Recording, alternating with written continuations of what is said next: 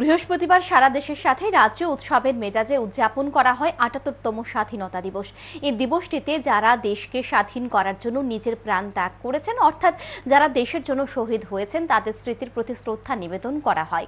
এই ঐতিহাসিক দিনটিতে ভারতের গণতান্ত্রিক যুব ফেডারেশন রামনগর লোকাল কমিটির উদ্যোগে স্বাধীনতা দিবসকে সামনে রেখে আয়োজিত রক্তদান শিবিরে উপস্থিত হয়ে এমনটাই জানান প্রাক্তন মুখ্যমন্ত্রী মানিক সরকার।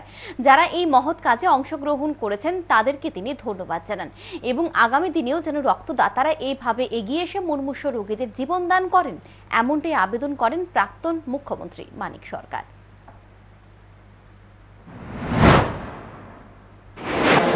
এই অনুষ্ঠানটির আয়োজন করার জন্য তাদেরকে বিশেষভাবে ধন্যবাদ জানাচ্ছি। যারা ইতিমধ্যে রক্ত দিয়ে ফেলেছেন এবং যারা রক্ত দেওয়ার জন্য অপেক্ষা করছেন